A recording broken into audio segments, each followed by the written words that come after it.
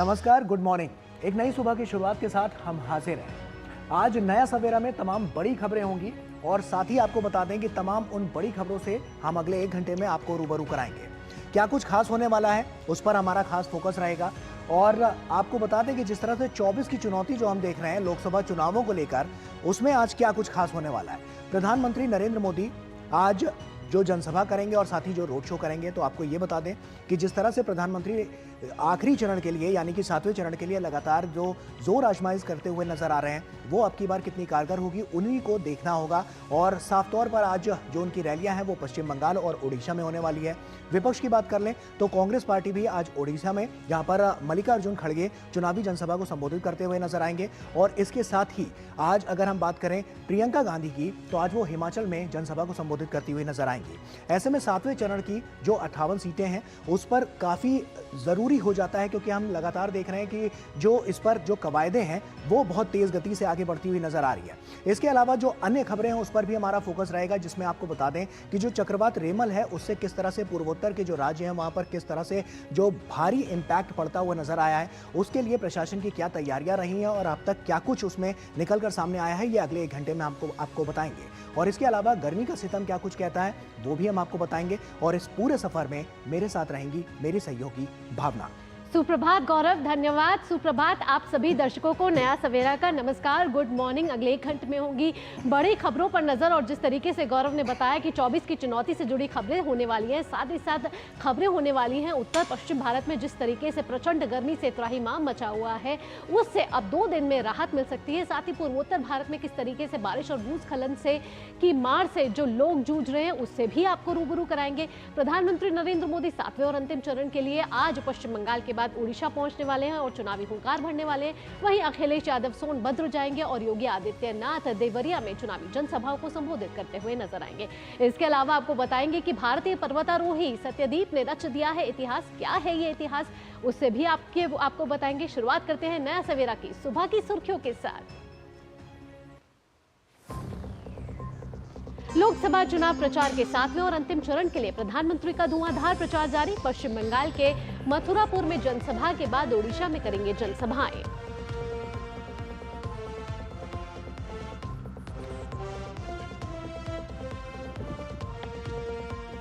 चौबीस की चुनौती में बीजेपी के स्टार प्रचारक अमित शाह यूपी में, तो जेपी नड्डा झारखंड और पश्चिम बंगाल में संभालेंगे कमान। नितिन गडकरी हिमाचल में भरेंगे हुंकार।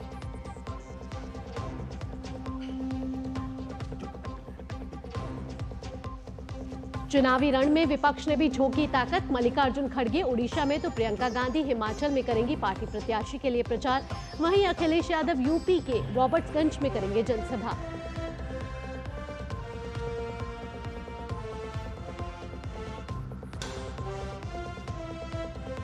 चक्रवात रेमल के कारण हुई भारी वर्षा से पूर्वोत्तर भारत के इलाकों में जनजीवन अस्त व्यस्त।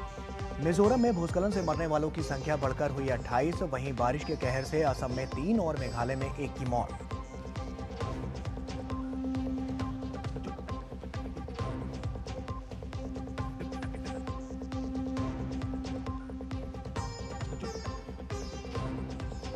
उत्तर भारत में गर्मी से छूटे पसीने। राजस्थान के चूरू और हरियाणा के सिरसा में तापमान 50 डिग्री सेल्सियस के पार। मौसम विभाग ने दिल्ली में भीषण गर्मी का रेड अलर्ट किया जारी।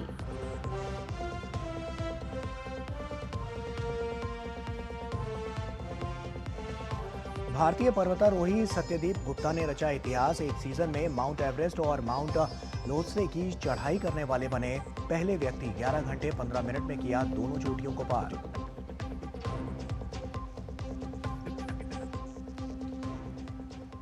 नया सवेरा की शुरुआत करते हैं। सबसे पहले बात करते हैं 24 की चुनौती से जुड़ी खबरों की।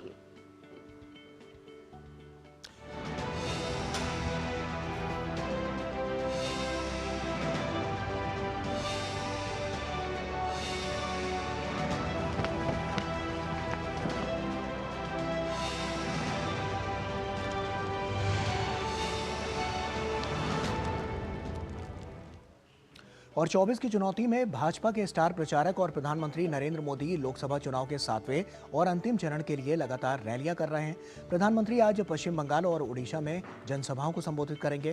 प्रधानमंत्री आज सुबह पश्चिम बंगाल के मथुरापुर में जनसभा को संबोधित करेंगे। वहीं प्रधानमंत्री यहां भाजपा प्रत्याशी अशोक पुरकैत के लिए चुनाव प्रचार करेंगे।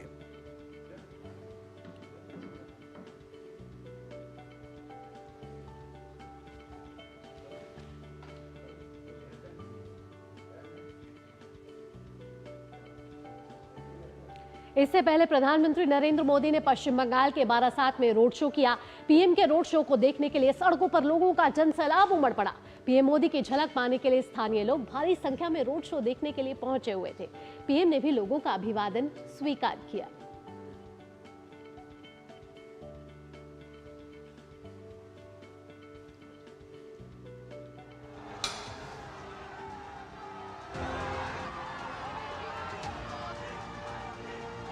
तो प्रधानमंत्री नरेंद्र मोदी कल पश्चिम बंगाल गए थे और वहां बारासात पर उन्होंने एक रोड शो किया, जहां प्रधानमंत्री को देखने के लिए सड़कों पर जन सैलाब उमड़ पड़ा और सभी ने हाथ हिला के प्रधानमंत्री नरेंद्र मोदी का अभिवादन किया और प्रधानमंत्री ने भी सभी का अभिवादन स्वीकार किया। सभी लोग अपने कैमरे में प्रधानमंत्री की एक झलक कैप्चर करना चाह रहे थे, प्रधानमंत्री के साथ सेल्फी खिंचवाना चाह रहे थे। प्रधानमंत्री ने भी सभी का अभिवादन स्वीकार करते हुए आगे वे बढ़े और सभी से, जनता से अपील करी, वोट की।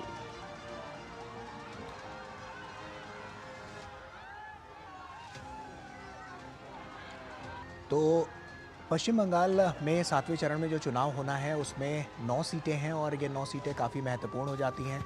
और हमने देखा है कि अब की बार के इस चुनाव में जो धुआंधार प्रचार प्रधानमंत्री नरेंद्र मोदी की तरफ से किया गया है वो कई मायनों में बेहद खास इसलिए भी रहा है क्योंकि अब की बार जो बीते 5 सालों में जो तमाम योजनाएं परियोजनाएं सरकार द्वारा चलाई गई हैं उनको जन जन तक किस तरह से पहुंचाया गया है, इसको लेकर प्रधानमंत्री नरेंद्र मोदी हमेशा से सजग रहे और साफ तौर पर उसी की बानगी नजर आई इस रोड शो में, जो सड़क के किनारे लोग यहाँ पर प्रधानमंत्री नरेंद्र मोदी का स्वागत करते हुए नजर आए।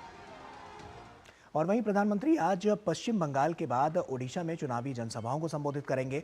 प्रधानमंत्री ओडिशा के मयूरभंज, बालासोर और केंद्रपाड़ा में चुनावी जनसभाओं को संबोधित करेंगे।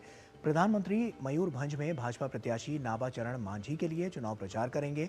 वहीं बालासोर में प्रधानमंत्री प्रताप चंद्र सारंगी के समर्थन में चुनावी जनसभा को संबोधित करेंगे। इसके साथ ही प्रधानमंत्री ओडिशा के केंद्रपाड़ा में भाजपा प्रत्याशी बैजयंत पांडा के लिए चुनाव प्रचार करेंगे। तो प्रधानमंत्री नरेंद्र मोदी का आज भी धुआंधार प्रचार जारी। 7वें और अंतिम चरण के लिए सभी राजनीतिक पार्टियों ने जी तोड़ कोशिश कर रहे हैं और प्रधानमंत्री नरेंद्र मोदी की आज उड़ीसा के मयूरभंज में चुनावी जनसभा होने वाली है और हमारे संवाददाता भी लगातार हम तक जानकारी पहुंचा रहे हैं। उड़ीसा के मयूरभंज से निशांत राय हमारे साथ जुड़ चुके हैं। निशांत, सुप्रभात। आपसे पूछना चाहेंगे सबसे पहले कि प्रधानमंत्री नरेंद्र मोदी आज मयूरभंज पहुंच रहे हैं और मयूरभंज राष्ट्रपति द्रौपदी मुर्मू का भी गृह है और साथ ही साथ अगर मयूरभंज की बात करें तो वनस्पतियों और वन्य जीवों के लिए मशहूर है, साथ ही साथ आदिवासी बहुल इलाका है। आज प्रधानमंत्री जब नरेंद्र मोदी मयूरभंज पहुंचेंगे तो कौन कौन से ऐसे मुद्दे हो सकते हैं जो प्रधानमंत्री नरेंद्र मोदी जनता के सामने रखेंगे?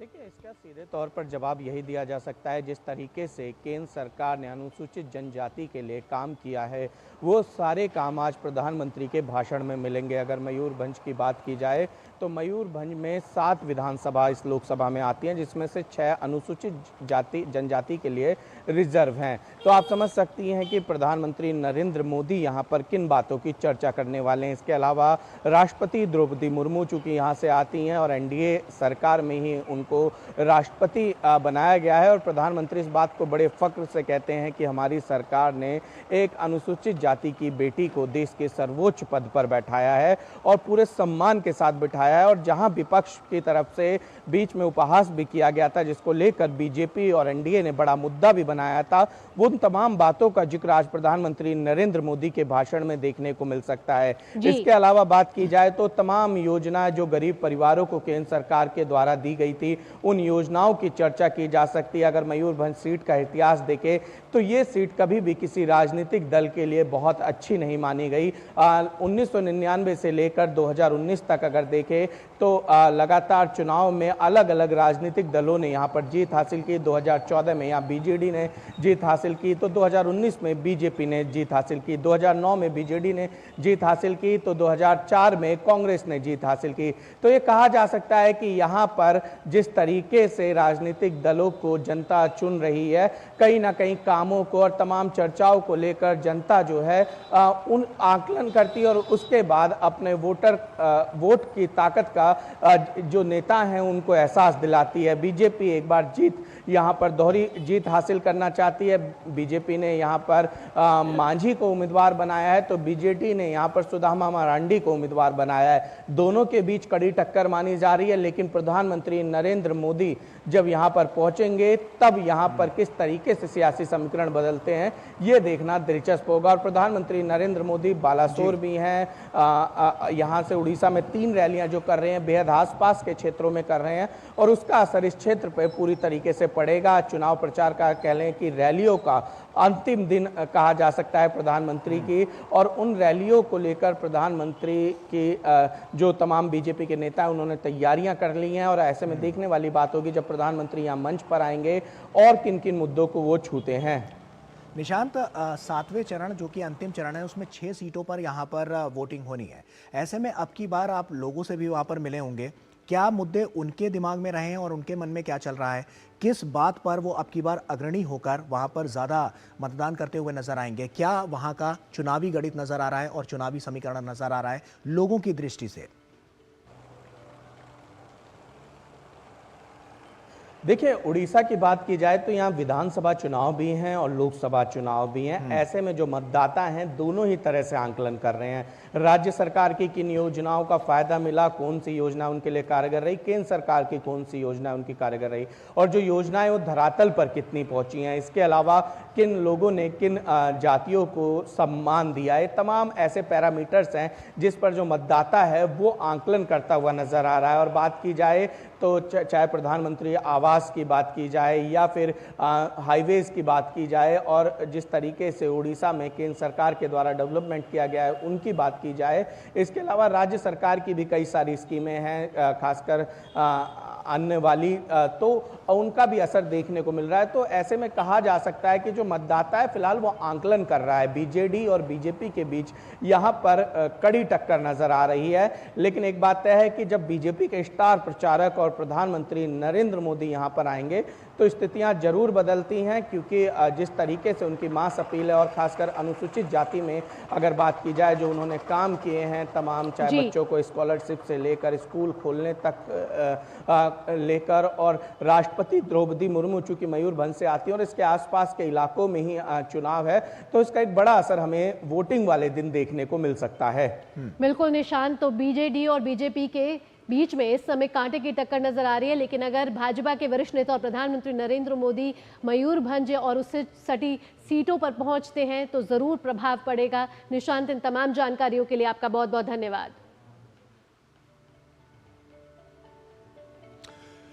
और 24 की चुनौती के इस खास सेगमेंट में खबरों का सिलसिला रहेगा जारी, लेकिन एक छोटे से ब्रेक का वक्त हो गया है। जल्द हाजिर होते हैं।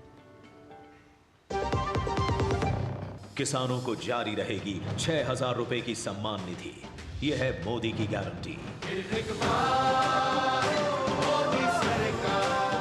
Delivery boy has picked your order. अरे भाई पता है भूख लगी है। 30 मिनट का मैसेज नोटिफिकेशन आया था ना। मैसेज के सारे थोड़ी बैठ सकते हैं। कल आपने कुछ शेयर्स बेचे थे ना? हाँ, तो चेक किया? मैसेज आया तो था। सिर्फ मैसेज काफी नहीं है। आप शेयर मार्केट में कोई भी ट्रांजैक्शन करते हैं ना तो स्टॉक एक्सचेंज से आए एसएमएस या ईमेल को अपने डीमैट अकाउंट और बैंक स्टेटमेंट के साथ भी टैली कीजिए। बेटा भूख में ना दिमाग बंद हो जाता है। समझ कर इन्वेस्ट कर।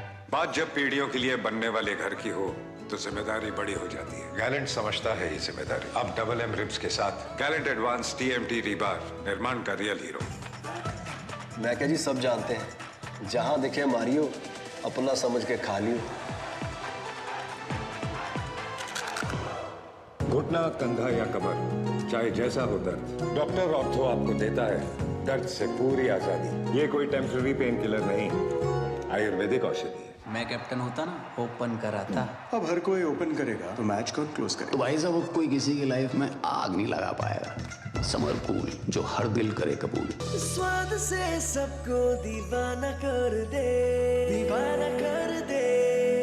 पता का चाय, गजब का स्वाद। मोदी जी जैसे ही एक बटन दबाते हैं तो बुजुर्गों की पेंशन सीधा उनके बैंक खातों में आ जाती है। वैसे ही जब आप वोटिंग के दिन कमल का बटन दबाएंगे तो वोट सीधा मोदी जी को जाएगा। इसीलिए कमल का बटन दबाएं और मोदी जी को तीसरी बार प्रधानमंत्री बनाएं। कमल का बटन दबाएं, भाजपा को जिताएं। ब्रेक के बाद आपका स्वागत है। आप देख रहे हैं नया सवेरा और ब्रेक पे जाने से पहले हम आपको बता रहे थे कि कैसे 7वें और अंतिम चरण के लिए सभी राजनीतिक पार्टियों ने अपनी जी तोड़ कोशिश लगा दी है। बिल्कुल, लोकसभा चुनाव के अंतिम चरण के लिए भारतीय जनता पार्टी पूरे जोर शोर से प्रचार में जुटी हुई है। भाजपा के वरिष्ठ नेता और गृह मंत्री अमित शाह उत्तर प्रदेश में ताबड़तोड़ 5 रैलियां करेंगे। अमित शाह महाराजगंज, देवरिया, बलिया, रॉबर्ट्सगंज और गाजीपुर लोकसभा क्षेत्र में रैलियों को संबोधित करेंगे। केंद्रीय गृह मंत्री भाजपा प्रत्याशी को जीत दिलाने की जनता से अपील करेंगे। और वहीं भाजपा के राष्ट्रीय अध्यक्ष जेपी नड्डा चुनाव प्रचार के लिए झारखंड का रुख करेंगे और देवघर जिले के सारठा में जनसभा करेंगे। पार्टी के दिग्गज नेता और उत्तर प्रदेश के मुख्यमंत्री योगी आदित्यनाथ भी यूपी के गोरखपुर में भाजपा प्रत्याशी रवि किशन के समर्थन में रोड शो करेंगे। और इसके साथ ही पार्टी के वरिष्ठ नेता और केंद्रीय मंत्री नितिन गडकरी हिमाचल प्रदेश की हमीरपुर संसदीय क्षेत्र के ऊना और मंडी के कुल्लू में चुनाव प्रचार के तहत जनसभाएं करेंगे। हिमाचल प्रदेश की हमीरपुर संसदीय क्षेत्र से केंद्रीय मंत्री अनुराग सिंह ठाकुर भाजपा की ओर से प्रत्याशी हैं। वहीं मंडी लोकसभा सीट से अभिनेत्री से राजनेता बनी कंगना रनौत भाजपा की टिकट पर चुनाव लड़ रही हैं।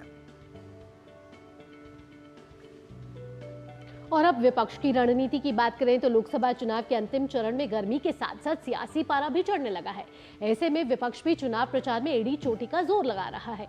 आज हिमाचल प्रदेश से ओडिशा तक विपक्ष की रैलियों का शोर रहेगा। ओडिशा में कांग्रेस के राष्ट्रीय अध्यक्ष मल्लिकार्जुन खड़गे करीब दोपहर 12 बजे बालासोर से चुनावी हुंकार भरेंगे। इसके बाद खड़गे दोपहर तकरीबन 1:40 पर भद्रक में रैली करेंगे। वहीं हिमाचल में कांग्रेस महासचिव प्रियंका गांधी मोर्चा संभालते हुए 2 जनसभाएं करेंगी, जिसमें सुबह करीब 10 बजे कुल्लू और 11:45 पर मंडी के सुंदरनगर से जनसभा का संबोधित करेंगे। उत्तर प्रदेश में सपा सुप्रीमो अखिलेश यादव पूर्वांचल के रॉबर्ट्सगंज के हाइडल मैदान में चुनावी रैली को संबोधित कर पार्टी के लिए प्रचार करते हुए नजर आएंगे। और वहीं लोकसभा चुनाव के 7वें और अंतिम चरण में उत्तर प्रदेश के पूर्वांचल की मिर्जापुर लोकसभा सीट पर मतदान होना है और इस सीट पर एनडीए के सहयोगी अपना दल एस की अध्यक्ष और केंद्रीय मंत्री अनुप्रिया पटेल तीसरी बार जीत की हैट्रिक लगाने के लिए चुनावी मैदान में है। तो वहीं बीजेपी के भदोही से सांसद रमेश बिंद को सपा ने मिर्जापुर के चुनावी मैदान में उतारा है। मिर्जापुर से सपा उम्मीदवार रमेश बिंद से बातचीत की हमारे संवाददाता शैलेंद्र मिश्रा ने। देखिए, हम इस वक्त मौजूद हैं मिर्जापुर लोकसभा में। यहाँ पर उम्मीदवार हैं हमारे साथ समाजवादी पार्टी और कांग्रेस गठबंधन के रमेश बिंद, जो भदोही से निवर्तमान सांसद हैं। इस बार समाजवादी पार्टी के टिकट पर मिर्जापुर से चुनाव लड़ रहे हैं। आप मिर्जापुर से चुनाव लड़ रहे हैं, इस बार क्या मुद्दे उठा रहे हैं? वहाँ मैं जनता का बीच में जा रहा हूँ, वहाँ की समस्या को देख रहा हूँ और निश्चित रूप से हमारी सरकार बनने जा रही है। मैं चौमुखी विकास करने का काम करूँगा। प्राथमिकता कुछ बताइए। प्राथमिकता 3 बार मैं एमएलए रहा यहाँ पे। 3 बार एमएलए रहने पर आप जा करके पता कर लीजिए, कछवा टाउन में जो मैंने रोड दिया हूँ मैंने बनवाया हूँ। चाहे महामलपुर हो, चाहे कछवा टाउन का हो, चाहे राजकीय कन्या विद्यालय हो, चाहे राजकीय इंटर कॉलेज हो, शिक्षा का काम मैंने किया हूँ। बहुत आरोप प्रत्यारोप भी देखने को मिल रहा है। समाजवादी पार्टी के मुखिया धुआंधार प्रचार पूरे पूर्वांचल में कर रहे हैं। बीजेपी की तरफ से भी हमने धुआंधार प्रचार देखा। तो बड़े मुद्दे क्या है जिसको आप उठा रहे हैं? सबसे बड़ा मुद्दा क्या है? आज देख रहे हैं कि संविधान खतरे में है, लोकतंत्र खतरे में है, आरक्षण समाप्त होने जा रहा है। इससे बड़ा मुद्दा क्या हो सकता है। आरक्षण की जहां तक बात है तो ओबीसी आरक्षण में मुस्लिमों को उनकी जातियां सारी शामिल करके उसको छीनने का काम तो समाजवादी पार्टी का जो घोषणा पत्र था उसमें किया गया, कर्नाटक में उस तरह से शामिल किया गया। मैं अपने जबान से कुछ नहीं, अब मैं अपने जबान से कुछ नहीं कहूँगा, लेकिन जानते हैं कहीं हताशा साबित करती है। रमेश बिंद हमारे साथ हैं, निवर्तमान सांसद हैं भदोही के, समाजवादी पार्टी कांग्रेस गठबंधन से इस बार चुनाव लड़ रहे हैं मिर्जापुर से और तमाम दावे कर रहे हैं, अपनी प्राथमिकता गिना रहे हैं। कैमरामैन कमलेश कुमार के साथ शैलेंद्र मिश्र, डीडी न्यूज, मिर्जापुर। तो ये तो थी उत्तर प्रदेश की हॉट सीट मिर्जापुर। अब आपको ले चलते हैं बिहार के एक और हॉट सीट जो है बक्सर। गंगा और कर्मनाशा नदी के तट पर बसा है आधुनिक भारत का ऐतिहासिक शहर बक्सर। शहर का अपना गौरवशाली अतीत और समृद्ध विरासत है। यह स्थान भगवान राम, ऋषि विश्वामित्र, देवी अहिल्या उद्धार की शुभ कथाओं से जुड़ा हुआ है। बक्सर और चौसा की लड़ाई ने इस धरती को अमर बलिदानी भी बनाता है। बात लोकसभा चुनाव 2024 की हो तो यहाँ का मुकाबला बहुकोणीय है। क्या है बक्सर का सियासी मिजाज, देखते हैं धीरज कुमार की इस खास रिपोर्ट में।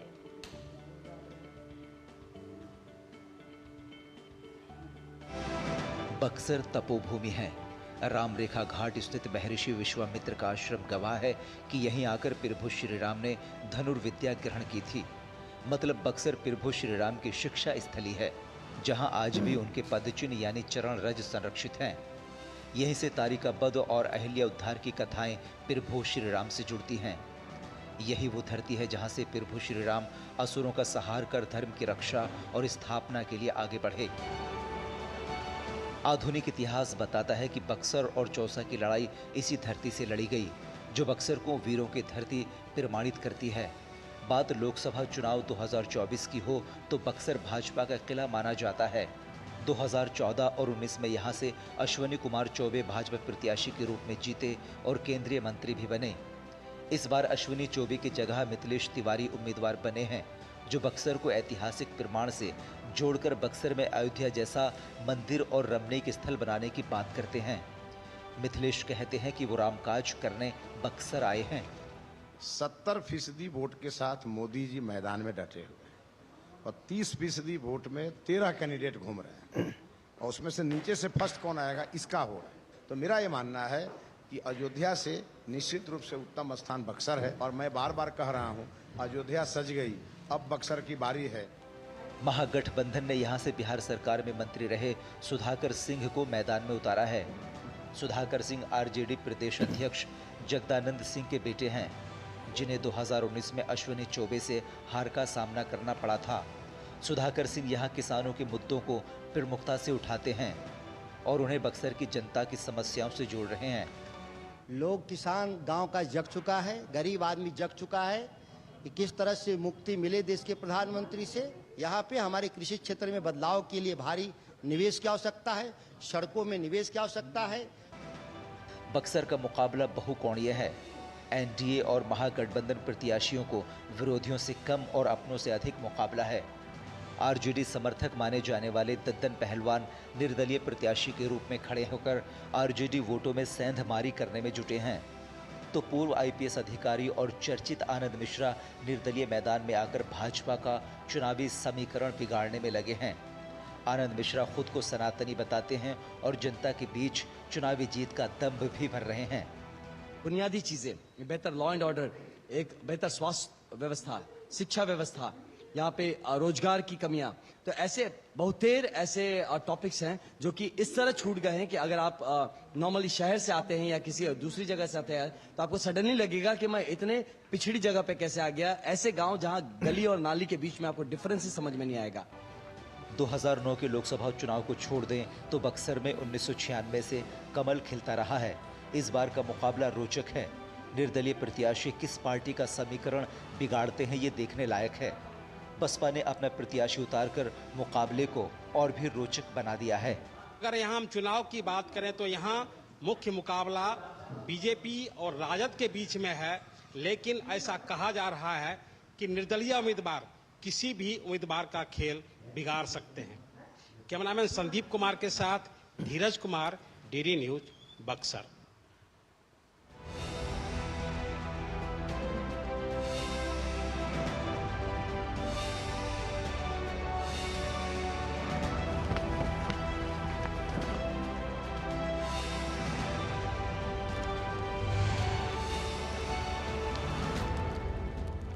तो ये थी खबरें 24 की चुनौती से जुड़ी हुई। यहाँ वक्त एक छोटे से ब्रेक का हो गया है, जल्द हाजिर होते हैं।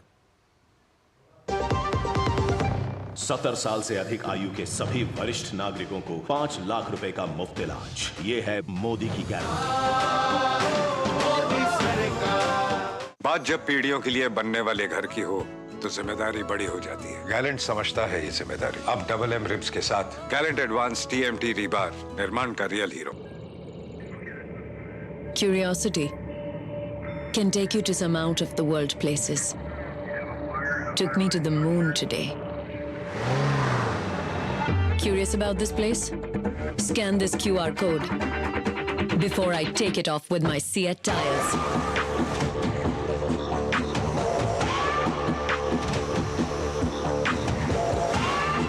Seat, crafted for the curious. तेरी होने वाली मदर इन लॉ कुछ ज्यादा ही ट्रेडिशनल है। ट्रेडिशनल लोग ज्यादा इमोशनल होते हैं। तो भाई साहब, अब कोई किसी की लाइफ में आग नहीं लगा पाएगा। समर कूल, जो हर दिल करे कबूल। डॉक्टर ऑर्थो ऑयल के रेगुलर मसाज से जॉइंट हेल्थी रहते हैं। और अगर प्रॉब्लम बहुत पुरानी है तो डॉक्टर ऑर्थो कैप्सूल्स साथ लेना ना भूलें। अब दर्द भी घुटने टेकेगा। तुम्हें पता है इन्वेस्टर्स के लिए एक इन्वेस्टर प्रोटेक्शन फंड होता है IPF। लेकिन अगर तुम्हारा ट्रेड एक्सचेंज पर एग्जीक्यूट नहीं हुआ या फिर कोई गारंटीड रिटर्न्स वाली स्कीम है तो ये IPF आपकी मदद नहीं कर सकता है। और अगर आपका ब्रोकर ही डिफॉल्टर बन जाए तो फिर IPF आपको कॉम्पेंसेशन दिला सकता है। कहाँ से सीखा? NSE की साइट पर। सोच कर, समझ कर, इन्वेस्ट कर। मोदी जी जैसे एक योजना बनाते हैं तो मुफ्त राशन आपके घर पहुंचता है। वैसे ही जब आप वोटिंग के दिन कमल का बटन दबाएंगे तो वोट सीधा मोदी जी को जाएगा। इसीलिए कमल का बटन दबाएं और मोदी जी को तीसरी बार प्रधानमंत्री बनाएं। कमल का बटन दबाएं, भाजपा को जिताएं। ब्रेक के बाद नया सवेरा में आप सभी का स्वागत है। और कांग्रेस नेता मणिशंकर अय्यर की 1962 में चीनी आक्रमण के लिए कथित शब्द का इस्तेमाल किया गया और करने वाली टिप्पणी ने मंगलवार देर रात राजनीतिक विवाद खड़ा कर दिया है। भाजपा ने इसे संशोधनवाद का निर्लज प्रयास बताया। हालांकि बाद में अय्यर ने कथित शब्द का इस्तेमाल करने के लिए माफी भी मांगी।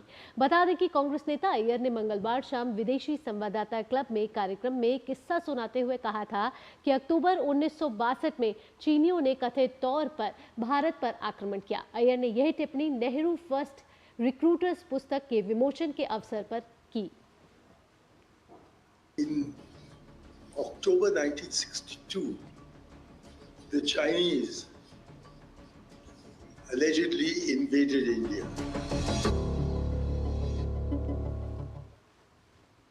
भाजपा IT विभाग के प्रमुख अमित मालविया ने अय्यर की टिप्पणी पर कांग्रेस की आलोचना की है। उन्होंने कहा कि FCC में नेहरू फर्स्ट रिक्रूट्स नामक पुस्तक के विमोचन के दौरान बोलते हुए मणिशंकर अय्यर 1962 में चीनी आक्रमण को कथित बताते हैं।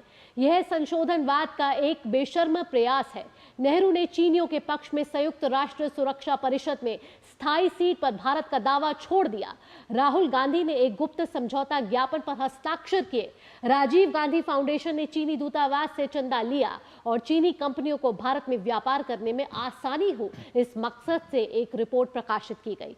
उनके आधार पर सोनिया गांधी की UPA सरकार ने चीनी सामानों के लिए भारतीय बाजार खोल दिया, जिससे देश के सूक्ष्म, लघु एवं मध्यम उद्योग को नुकसान हुआ। अब कांग्रेस नेता अय्यर 1962 के चीनी आक्रमण पर पर्दा डालना चाहते हैं, जिसके बाद चीनियों ने 38,000 वर्ग किलोमीटर भारतीय क्षेत्र पर अवैध कब्जा कर लिया था। मालवीय ने पूछा कि कांग्रेस का चीनियों के प्रति प्रेम क्या बताता है।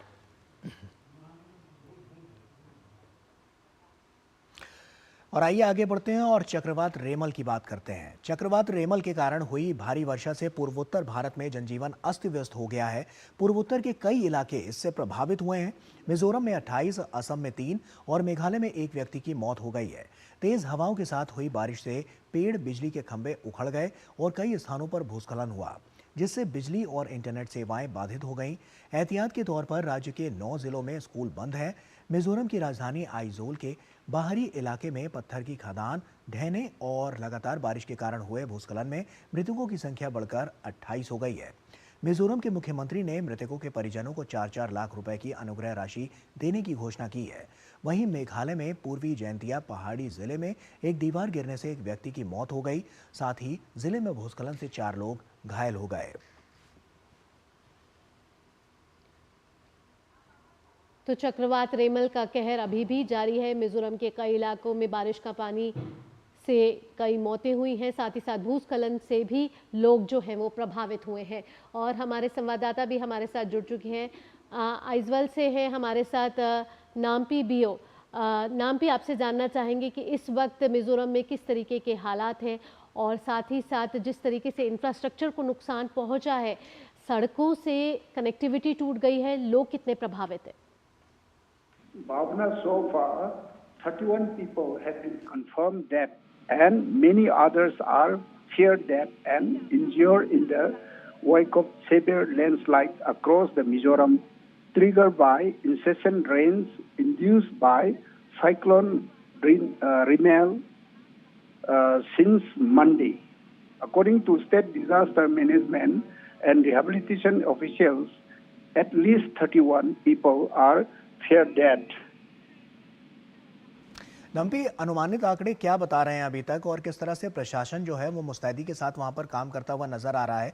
ऐसे में एनडीएमए की जो भूमिका है वो कितनी वहां पर कारगर नजर आ रही है? So at present the rain has come down and since last night the rain is slowly dying down and lots of properties and homes, hearts has been lost. For that, Chief Minister Laldu Homa announced 4 lakhs to each kin next kill. ठीक है, बहुत बहुत शुक्रिया आपका तमाम जानकारियां हमसे साझा करने के लिए। तो ऐसे में जो स्थितियां हैं वो साफ तौर पर इशारा कर रही हैं। ऐसे में जो प्रशासन है वो मुस्तैदी के साथ काम करता हुआ नजर आ रहा है। इससे जुड़ी आगे भी हम आपके साथ अपडेट साझा करते रहेंगे। और आइए अब हीट वेव की बात कर लेते हैं। देश के कई हिस्से भीषण गर्मी की चपेट में हैं। उत्तर पश्चिमी क्षेत्रों में गर्मी के सभी पुराने रिकॉर्ड टूट रहे हैं। वहीं राजस्थान के चूरू में कल अधिकतम तापमान 50.5 डिग्री सेल्सियस दर्ज किया गया, जो देश में अब तक का सबसे अधिक तापमान है। वहीं दिल्ली के मुंगेशपुर इलाके में 49.9 डिग्री सेल्सियस तापमान दर्ज किया गया। मौसम विभाग ने राष्ट्रीय राजधानी क्षेत्र में भीषण गर्मी का रेड अलर्ट जारी किया है। तो उत्तर पश्चिम भारत में गर्मी से हाहाकार मचा हुआ है, त्राहिमाम मचा हुआ है। राजस्थान के चूरू में 50 डिग्री सेल्सियस तापमान पहुंच चुका है। हमारे संवाददाता तापस हमारे साथ जुड़ चुके हैं ज़्यादा जानकारी के साथ। तापस, आपसे पूछना चाहेंगे सबसे पहले कि जिस तरीके से गर्मी का कहर बढ़ रहा है और साथ ही साथ centre for science and environment की भी एक स्टडी आई है, उसने ये कहा है कि पिछले 10 सालों में जिस तरीके से रात में तापमान गिरता था, अब जो है उस तरीके से रात में तापमान नहीं गिर रहा है। तो इस तरीके से गर्मी से राहत आपसे पूछना चाहेंगे सबसे पहले कब तक मिल सकती है, क्योंकि केरल में प्री मॉनसून बारिश शुरू हो चुकी है। आपने भावना और सबसे पहले तो आप दोनों को सुप्रभात। दिल्ली वासियों के लिए आज दिक्कत का दिन रहेगा। आज और कल जैसे ये था टेम्परेचर बहुत सी जगहों पे जैसे सफदरजंग की अगर बात करें तो करीब 45.8 डिग्री था, पालम में 47 था, मुंगेशपुर और नजरगढ़ जगह पे जैसे 49 से ज्यादा था, 49.9 मुंगेशपुर में था, नजरगढ़ में करीब 49.8 था। तो ये ऐसा तापमान आज भी होने की उम्मीद है, स्टेबल रहने की उम्मीद है, लेकिन इसमें राहत मिलेगी। अगर हम बात करें कलर कोडेड वार्निंग की जो आईएमडी इशू कर रहा है, दिल्ली और आसपास के जो इलाके हैं वहां पे रेड वार्निंग की गई है। पंजाब, हरियाणा, चंडीगढ़, दिल्ली, कुछ हिस्से जो वेस्ट उत्तर प्रदेश के, उनमें रेड अलर्ट जारी किया गया है आज के लिए। लेकिन जो आईएमडी का मानना है कि कल से थोड़ी इसमें राहत मिलने की उम्मीद है, क्योंकि ईस्टर्ली विंड जो है जो बंगाल की खाड़ी से आता है, ईस्टर्ली विंड का जो इम्पैक्ट कल से पड़ना शुरू हो जाएगा और एक्सपेक्ट करें कि कम से कम 1 से 2 डिग्री का जो है उसमें थोड़ा फर्क देखने को मिलेगा। हवाएं हल्की सी चलेगी तो उससे भी लोगों को थोड़ी राहत जरूर मिलेगी। और एक छोटा सा वेस्टर्न डिस्टर्बेंस भी एक्सपेक्ट कर रहे हैं हम लोग 30 तारीख के समय। तो 30 तारीख तक जो वेस्टर्न डिस्टर्बेंस आएगा उससे बारिश तो इतनी नहीं होगी, क्योंकि बारिश का इम्पैक्ट नहीं, क्योंकि ये नॉर्दर्न प्लेन्स नॉर्थ पार्ट की तरफ मूव कर जाएगा ये जो वेस्टर्न डिस्टर्बेंस है, लेकिन उसके चलते हवाएं ज्यादा चलेगी और शायद कुछ कुछ जगहों पे डस्ट स्टॉर्म भी हो सकता है। तो ये एक्सपेक्टेड है कि इससे दिल्ली का जो तापमान है जिस तरीके से 49, 48 या 47 तक चल रहा है, ये थोड़ा कम होने की उम्मीद है अगले 2-3 दिनों में। ठीक है तापस, आप बने रहिए हमारे साथ। एक तरफ तो हम देख रहे हैं कि दिल्ली और जिस तरह से उत्तर भारत में जो तापमान है वो 47 डिग्री के पार जा चुका है, और राजस्थान की जब हम बात करते हैं तो वहाँ तो हम देख रहे हैं कि 49 डिग्री के कई इलाके ऐसे हैं जो 49 डिग्री के पार जा चुके हैं। विकास सोनी हमारे सहयोगी जयपुर से हमारे साथ जुड़ रहा है। विकास, राजस्थान की क्या स्थिति है, क्योंकि हम देख रहे हैं लगातार वहां पर इसमें इजाफा देखने को मिल रहा है और 49 डिग्री के पार भी अगर वहां पर तापमान जाता है तो ऐसे में जो स्थिति है वो चिंताजनक है। मौसम विभाग का क्या मानना है, ग्राउंड जीरो पर क्या नजर आ रहा है, लोग कितने परेशान हैं, इन सभी सवालों का जवाब चाहेंगे कि आप दें। जी भावना, गौरव, पहले तो आपको नमस्कार और गुड मॉर्निंग। राजस्थान में पिछले कई दिनों से ऐसा लग रहा है कि राजस्थान में जो दिन की शुरुआत है वो सुबह से नहीं हो रही है। सुबह तो होती है लेकिन सुबह होने का कोई एहसास नहीं होता है। ऐसा लग रहा है कि राजस्थान में सीधे ही दोपहर से ही शुरुआत हो रही है। इस वक्त घड़ी की सुइयां 8:30 बजा रही है, लेकिन जो तापमान की जो घड़ी है वो 35 डिग्री सेल्सियस तापमान दिखा रही है। तो आप अंदाज़ा लगा सकते हैं कि जब सुबह का तापमान इतना है तो जैसे जैसे दिन बढ़ेगा तो ये तापमान की सुई कहाँ तक जाएगी। बात करें राजस्थान के जो पूरे देश में सबसे गर्म स्थान बने हुए हैं, चूरू की बात करी जाए तो चूरू में जो तापमान है वो 50.5 डिग्री सेल्सियस रिकॉर्ड किया गया है। इसके साथ साथ राजस्थान के 3 अन्य शहर हैं जिनका तापमान 49 डिग्री को पार कर चुका है। इसके साथ राजस्थान के 7 शहर ऐसे हैं जिनका तापमान 48 डिग्री को पार कर चुका है। इससे आप अंदाजा लगा सकते हैं कि राजस्थान में तेज गर्मी और लू के क्या हालात हैं। आम जनजीवन पूरी तरह से प्रभावित हो रखा है। अगर मौसम विभाग की माने तो मौसम विभाग का कहना है कि अगले 48 घंटों तक किसी प्रकार की कोई राहत नहीं मिलने वाली है। 31 मई के बाद में एक पश्चिमी विक्षोभ सक्रिय होगा जिससे थोड़ी बहुत बारिश होगी, जिससे तापमान में जो ये बढ़ोतरी हो रही है उसमें कमी दर्ज की जाएगी। जी गौरव। जी विकास, साथ ही साथ कई बीमारियां भी हैं वो भी संक्रमित हो रही हैं इस समय। मौसम विभाग ने कई एडवाइजरी जारी करी है बच्चों बुजुर्गों के लिए कि इस समय के दौरान आप बाहर ना निकले। तो इन बीमारियों से किस तरीके से निजात पाया जा सकता है, साथ ही साथ मौसम विभाग की एडवाइजरी के बारे में आप क्या कहेंगे? जी, जो राज्य के चिकित्सा मंत्री गजेंद्र सिंह खींवसर जो लगातार मॉनिटरिंग कर रहे हैं, समीक्षा बैठक कर रहे हैं। हर जिले में एक कंट्रोल सेंटर स्थापित किया गया है, हर अस्पताल में एक नोडल अधिकारी को नियुक्त किया गया है जो विशेषकर जो अस्पतालों में जो व्यवस्थाएं हैं, कहीं पंखे की व्यवस्था नहीं है, कूलर की व्यवस्था नहीं है, एसी की व्यवस्था नहीं है, दवाइयों की व्यवस्था नहीं है, बेड की व्यवस्था नहीं है, एम्बुलेंस की व्यवस्था नहीं है। अगर ये व्यवस्थाएं नहीं है तो उनकी मॉनिटरिंग करेगा। और 3 विभाग जो राजस्थान के हैं वो अलर्ट मोड पे काम कर रहे हैं। चिकित्सा विभाग, जन स्वास्थ्य और अभियांत्रिकी विभाग और बिजली विभाग, तीनों की कंट्रोल रूम स्थापित किए गए हैं और तीनों ने हेल्पलाइन नंबर भी जारी किए हैं ताकि आम जनजीवन प्रभावित नहीं हो सके। दूसरी तरफ चिकित्सा विभाग और राज्य सरकार लगातार एडवाइजरी जारी कर रहा है कि गर्मी के इस मौसम में जब दोपहर का समय हो तब आवश्यक काम हो तभी घर से बाहर निकले, सूती वस्त्रों का उपयोग करें, ज़्यादा से ज़्यादा पानी पिए। और मौसम विभाग का भी यही कहना है कि अगले 2 दिन तक निजात नहीं मिलेगी। 2 दिन तक ज़्यादा से ज़्यादा सावधानी रखें और जितना हो सके वो घर के अंदर ही रहिए। आवश्यक काम होने पर ही घर से बाहर निकलिए। दिन का तापमान तो राहत नहीं है दिन के तापमान में, लेकिन रात के तापमान की बात करी जाए तो रात में भी राहत नहीं है। रात का जो तापमान है वो 36 से 40 डिग्री सेल्सियस दर्ज किया जा रहा है।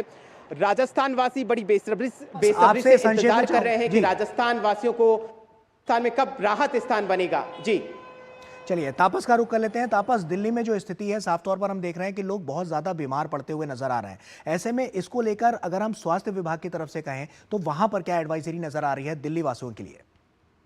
जैसे कि आपने स्वास्थ्य मंत्रालय की तरफ से और एमडी की तरफ से भी ये कहा गया है कि आप अपने आप को हाइड्रेटेड रखें, यानी कि ज्यादा से ज्यादा पानी पिए, ठंडी चीजें पिए, कम बाहर निकले, क्योंकि रेड अलर्ट जारी किया गया। इसी वजह से रेड अलर्ट जारी करने का मतलब है कि ये जो तापमान है ये असहनीय है। तो जब इस तरीके का तापमान बढ़ता है उसके साथ साथ उमस भी रहती है तो बहुत ज्यादा दिक्कत आती है। जैसे अभी मैं खड़ा हूँ लेकिन मैं गर्मी के साथ साथ मुझे स्वेटिंग भी हो रही है, तो जो पसीना निकल रहा है वो आपका बॉडी से पानी निकाल देता है। सो ज्यादा से ज्यादा ORS, ग्लूकोन डी, इस तरीके की चीजें पिए, सोडियम का इंटेक ज्यादा ले, जिससे कि आप इस गर्मी से अगर बाहर निकलना ही है तो सबसे ज्यादा तो अहम होगा कि घर से बाहर इस गर्मी में ना ही निकले, लेकिन अगर बहुत जरूरी है, काम करना जरूरी है, तो अब पानी लगातार पीते रहें, सोडियम का इंटेक लेते रहें, ORS का घोल पीते रहें और दुआ कीजिए कि जल्द से जल्द ये जो गर्मी है कम हो जाए। बिल्कुल तापोश और विकास, आप दोनों का बहुत बहुत धन्यवाद इतनी महत्वपूर्ण जानकारी हम तक साझा करने के लिए। और वक्त यहाँ पर एक छोटे से ब्रेक का हो गया है, जल्द हाजिर होते हैं। 3 करोड़ बहनों को लखपति दीदी बनाएंगे, ये है मोदी की guarantee.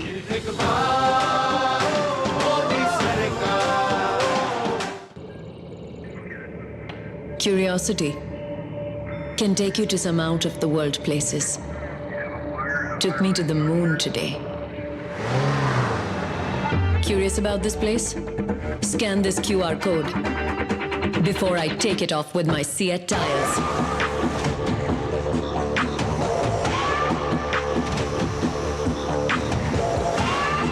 Seat, crafted for the curious.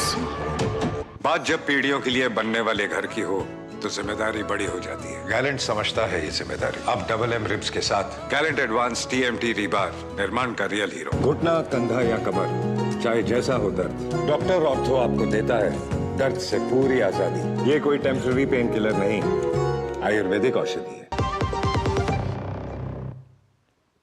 Break के बाद आपका स्वागत है। आप देख रहे हैं नया सवेरा और आइए आगे बढ़ते हैं। बिल्कुल, भाजपा नेता प्रीति गांधी ने अपने सोशल मीडिया प्लेटफॉर्म एक्स पर पंजाब में जी न्यूज़ और जी मीडिया के चैनलों के बंद होने पर टिप्पणी की है और उन्होंने अपने पोस्ट में कहा है कि पंजाब में प्रेस की आज़ादी पर बड़ा हमला। वहीं अरविंद केजरीवाल द्वारा आपातकाल की घोषणा कर दी गई है। पंजाब में जी न्यूज़ और जी मीडिया के सभी चैनल ब्लैकआउट कर दिए गए हैं। कंट्रोल फ्रीक केजरीवाल उन लोगों की आवाज़ दबाने की कोशिश कर रहे हैं जो उनके कुकर्मों पर सवाल उठाते हैं।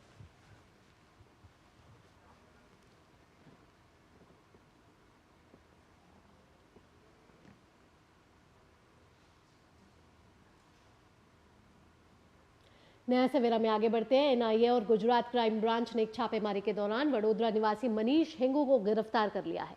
मनीष हिंगू युवाओं को नौकरी का झांसा देकर विदेश ले जाने और बंधक बनाकर अवैध काम करवाने वाले गिरोह का हिस्सा है। दरअसल हाल ही में युवाओं के साथ ऐसी धोखाधड़ी और फिर उन्हें कंबोडिया और वियतनाम जैसी जगहों पर ले जाने वाले कई मामले सामने आए हैं। इस प्रकार की धोखाधड़ी से युवाओं को सचेत करने के लिए विदेश मंत्रालय लगातार एडवाइजरी भी जारी करता रहता है। इस प्रकार के मामले में देश भर में की गई छापेमारी और गिरफ्तारी हुई है। वडोदरा से गिरफ्तार मनीष हिंगू के पास से कई कागजात और पासपोर्ट बरामद हुए हैं। फिलहाल आरोपी को 7 दिन की रिमांड पर भेज दिया गया है।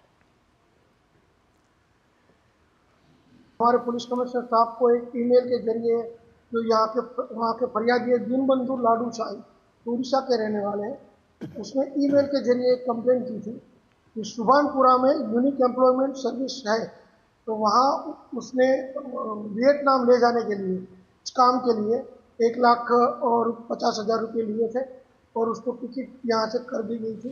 लेकिन वियतनाम ले जाने के बाद उसको वहाँ से 2 नंबर में कंबोडिया लाए थे और जो काम उसको नहीं करना था वो वहाँ जो कंप्यूटर ऑपरेटर का काम करवा रहे थे और उसको 35 दिन तक ऐसे ही उसको बंदी बना के रखा और उसको जब तक $2,000 उसको नहीं मिले तब तक उसको वहाँ से छोड़ा नहीं। और आज भारत रत्न एवं पूर्व प्रधानमंत्री स्वर्गीय चौधरी चरण सिंह की 37वीं पुण्यतिथि है। चौधरी चरण सिंह किसान राजनीति के क्षितिज पर लगभग 5 दशक तक छाए रहे। वो कृषि अर्थव्यवस्था की गहरी समझ रखने वाले उच्च कोटि के विद्वान, लेखक एवं अर्थशास्त्री थे। उपराष्ट्रपति जगदीप धनखड़ और RLD प्रमुख जयंत चौधरी ने पूर्व प्रधानमंत्री चौधरी चरण सिंह को उनकी पुण्यतिथि पर नई दिल्ली के किसान घाट पर उन्हें श्रद्धांजलि दी।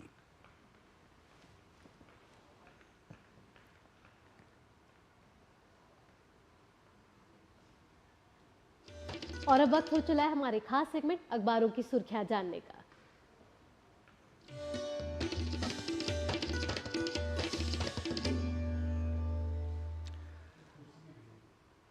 और हमारी सहयोगी आंचल इस वक्त हमारे साथ जुड़ चुकी हैं। आंचल, क्या है अखबारों की सुर्खियों में आज खास? सबसे पहले शुक्रिया आपका और भावना का। अगर हम बात करते हैं सियासी तपिश की तो वो तो सर चढ़कर बोल ही रही है, लेकिन जो पारा है वो भी करीबन 50 के पार पहुंच गया, जिस तरह से हमने अपनी खबरों में भी बताया सिरसा और चुरू की अगर बात की जाए। लेकिन अच्छी राहत वाली खबर ये है कि अगले 48 घंटों में इसके नीचे आने की संभावना जताई जा रही है। वहीं अगर हम बात करते हैं 31 मई की, तो तराई और जो हम कहते हैं पहाड़ी क्षेत्र हैं वहाँ पर बारिश की संभावना के साथ साथ जो यहाँ का टेम्परेचर है उसमें कहीं ना कहीं गिरावट आएगी और पश्चिमी विक्षोभ जो है उसके भी आने की उम्मीद है। हालांकि अगर बात की जाए जम्मू और कश्मीर की, तो वहां पर करीबन 46 दिनों के लिए 1 जून से छुट्टी की भी घोषणा कर दी गई है। दूसरी खबर का रुख करते हैं। ये पहली खबर जनसत्ता थी, दूसरी खबर का रुख करते हैं। ये राष्ट्रीय सहारा से है। खासतौर पर डीयू की अगर बात की जाए यानी दिल्ली यूनिवर्सिटी में, तो यहाँ पर जो एकल बालिका कोटा है यानी कि सिंगल चाइल्ड गर्ल चाइल्ड के लिए अब तमाम जो कोर्सेज हैं उसमें एक सीट रिजर्व्ड होगी। ये इसलिए भी किया गया कि कोई सिंगल पेरेंट है और सिंगल गर्ल चाइल्ड है तो किस तरह से यहाँ पर एक सीट आरक्षित करके खासतौर पे तमाम कोर्सेज में जिसमें एसओएल लर्निंग भी शामिल है, कैसे शिक्षा को और बढ़ावा दिया जाएगा खास तौर पर। तो ये प्रक्रिया जो है वो शुरू कर दी गई है ऑनलाइन। 3 चरणों में आप आवेदन कर इसमें दाखिला ले सकते हैं। तीसरी खबर जुड़ी हुई है मेजर राधिका से। अब हम मेजर राधिका को क्यों यहाँ पर याद करें? मेजर राधिका ने किस तरह से यूनाइटेड नेशंस का सबसे अहम सम्मान अपने हम झोली में डालकर भारत को गौरवान्वित किया है। कैसे किया है? भारतीय शांति रक्षक को United Nations military gender advocate of the year award से मेजर राधिका को 30 मई को नवाजा जाएगा। यूनाइटेड नेशंस के जो महासचिव हैं एंटोनियो गुतेरेस, उनका मानना है कि कांगो जैसी क्षेत्र में अपनी सेवाओं को देने के बाद मेजर राधिका ने उत्कृष्ट काम किया है और इस तरह की जो खबरें होती हैं वो तमाम उन महिलाओं के लिए प्रेरणा का कहीं ना कहीं स्रोत होती हैं जो आगे बढ़कर इस तरह के कामों में परचम लहराना चाहती हैं। चौथी खबर का रुख करते हैं। यहाँ पर बात करेंगे हम माणा गांव की। हम आज माणा गांव को क्यों याद कर रहे हैं? हालांकि ये अंतिम गांव माना जाता है जब हम भारत की बात करते हैं, लेकिन कैसे ये प्रथम गांव में तब्दील हो रहा है। प्रधानमंत्री ने जब यहाँ पर सफर किया था, गौरव और भावना, तब यहाँ का जो पर्यटन है वो अब पीक पर है। तमाम जो वहाँ के विद्यालय हैं, जो शिक्षागत जो तमाम भवन है, उनका ढांचागत विकास किया गया। और जब हम माणा के महात्म्य की बात करते हैं तो ये कहा जाता है कि वहाँ पर महाभारत की अगर हम बात करें, जिसे मणिभद्रपुरम भी कहा गया है, और यहाँ पर व्यास जी ने गुफा में स्थित रहकर महाभारत के कुछ खंडों की रचना की थी। तो यहाँ पर लगातार पर्यटन का इजाफा तो हो ही रहा है और वहाँ के स्थानीय लोगों का मानना है अंतिम गांव ये सीमा के लिहाज से है, लेकिन अगर हम सुविधाओं की बात करते हैं, ढांचागत विकास की बात करते हैं, आर्थिक प्रगति की बात करते हैं, तो ये अब प्रथम गांव में तब्दील होने जा रहा है। और पांचवी और आखिरी खबर हम ले रहे हैं आर्थिक जगत से, जो कि हम सबके लिए बहुत ज़रूरी है, खासतौर पर जो वर्किंग प्रोफेशनल्स हैं। तो अगर हम सब ने अपना पैन और आधार लिंक नहीं किया है अभी तक, तो मई 31, 2024 वो डेडलाइन है। नहीं तो आपको डबल टैक्स यानी डबल TDS देना होगा। और इसके बहुत आसान तरीके जो दिए गए हैं साइट्स के ज़रिए अगर आप देखें तो आप SMS भेजकर अपना इसे लिंक कर सकते हैं। E-फाइलिंग पोर्टल यहाँ पर मौजूद है। तो अगर आप डबल TDS नहीं देना चाहते तो आप कृपया करके मई 2024-31 से पहले पैन और आधार को लिंक कर लीजिए। तो अखबारों के जगत से इतना ही। बैक टू स्टूडियोज टू भावना और गौरव। आंचल, धन्यवाद इतने कम समय में समाचार पत्रों के विभिन्न क्षेत्रों को हमारे दर्शकों तक पहुंचाने के लिए। और वक्त यहाँ पर एक छोटे से ब्रेक का हो गया है, जल्द हाजिर होते हैं। किसान के खाते में सीधे 6000, मोदी की guarantee.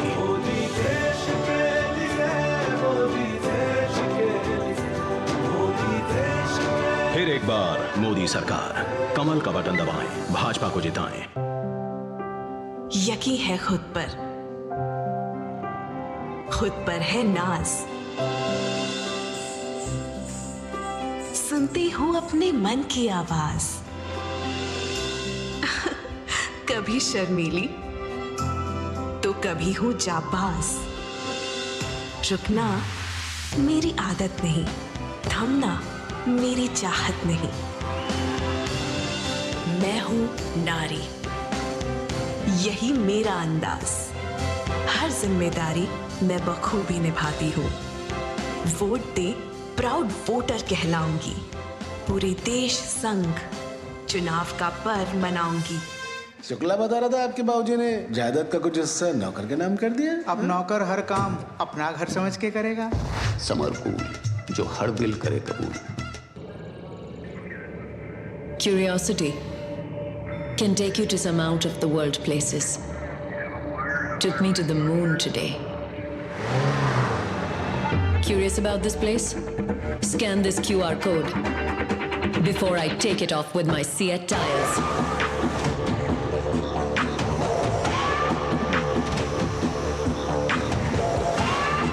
Seat, crafted for the curious. मैं कह जी सब जानते हैं, जहां दिखे मारियो, अपना समझ के खा लियो। स्वाद से सबको दीवाना कर दे, दीवाना कर दे। पता का चाय, गजब का स्वाद। ब्रेक के बाद एक बार फिर से आप सभी का स्वागत है। आइए खबरों में आगे बढ़ते हैं और देखते हैं दुनिया भर की कुछ खास खबरें।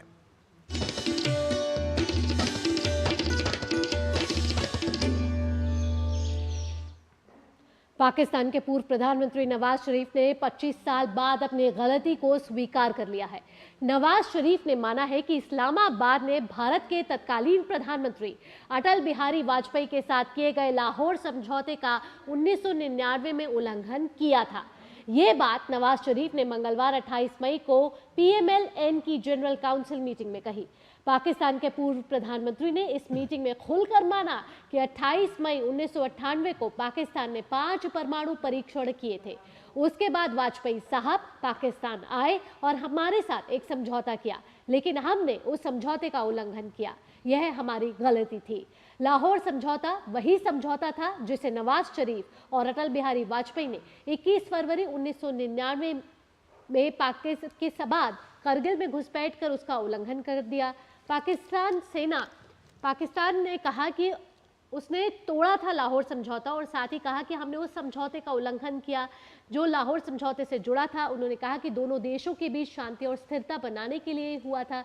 नवाज शरीफ ने साथ ही कहा कि अमेरिका के तत्कालीन राष्ट्रपति बिल क्लिंटन ने पाकिस्तान को परमाणु परीक्षण करने से रोकने के लिए 5 अरब अमेरिकी डॉलर की पेशकश की थी, लेकिन मैंने इनकार कर दिया। अगर उस समय मेरे स्थान पर इमरान खान जैसे व्यक्ति पाकिस्तान के प्रधानमंत्री होते तो वह क्लिंटन की पेशकश स्वीकार कर लेते। पाकिस्तान ने 28 मई को 1998 में हुए पहले परमाणु परीक्षण की 26वीं वर्षगांठ मनाई थी। और आइए अब बात करते हैं कारोबार जगत की फटाफट अंदाज में।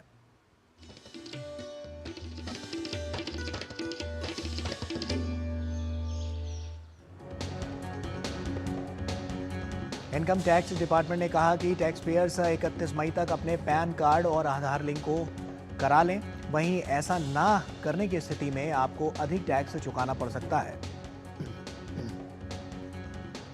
LIC हेल्थ इंश्योरेंस सेक्टर में कदम रखने के लिए मौका तलाश कर रही है। सिद्धार्थ मोहंती ने कहा कि उम्मीद है कि सरकार द्वारा कंपोजिट लाइसेंस को मंजूरी मिल सकती है। RBI ने येस बैंक और ICICI बैंक पर कई नियमों का पालन न करने पर 91 लाख रुपए और ICICI बैंक पर 1 करोड़ रुपए का जुर्माना लगाया है। अदानी ग्रुप की बोर्ड मीटिंग में अदानी एंटरप्राइजेस को फंड जुटाने की अनुमति मिल गई है। वहीं दूसरी तरफ अदानी ग्रुप UPI पेमेंट और ई-कॉमर्स प्लेटफॉर्म सेक्टर आने की प्लानिंग कर रहा है। व्हाट्सएप चीफ विल कैथकार्ट ने यूजर्स का डेटा शेयर करने के एलन मस्क के दावे का खंडन करते हुए कहा कि यह जानकारी बिल्कुल गलत है। और आइए अब खबरें देख लेते हैं खेल जगत से हमारे खास सेगमेंट स्पोर्ट्स ट्रैक में।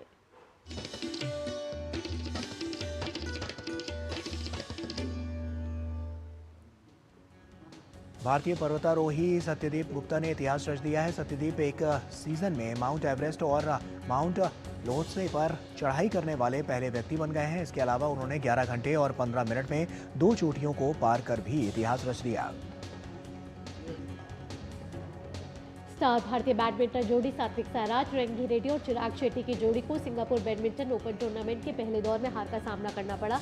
शुरुआती दौर में भारतीय जोड़ी को डेनमार्क के डैनियल और मैड्स की जोड़ी ने 20-22, 18-21 के अंतर से हराया।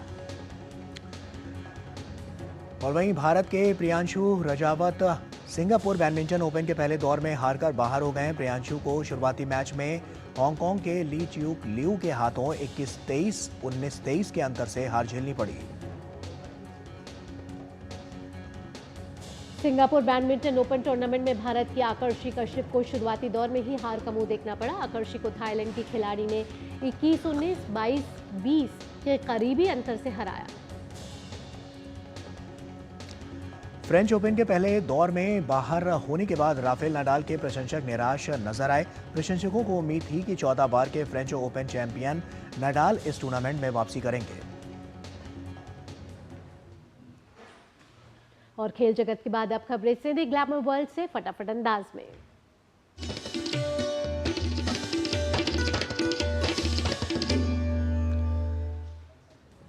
कार्तिक आर्यन ने अपनी फिल्म चंदू चैंपियन के लिए बहुत ही कड़ी मेहनत की है। इसके लिए उन्होंने 3 नए गेम भी सीखे, जो कि उनके लिए बिल्कुल नया एक्सपीरियंस था। फिल्म चंदू चैंपियन 14 जून को रिलीज होने वाली है। फैंस को फिल्म का बेसब्री से इंतजार है। गुल्लक 4 का ट्रेलर रिलीज कर दिया गया है। गुल्लक 4 परिवार की कहानी है। शो 7 जून को सोनी लिव पर स्ट्रीम होगा। गुल्लक के तीनों सीजन किए गए थे पसंद।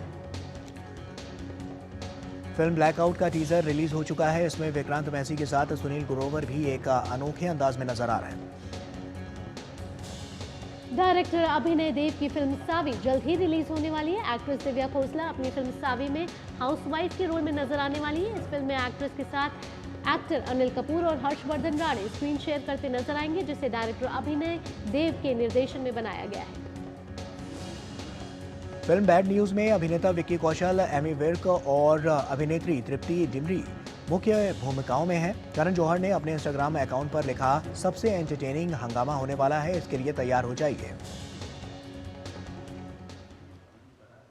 नया सवेरा में अब बात कर लेते हैं मौसम की, हमारे खास सेगमेंट मिजाज मौसम में।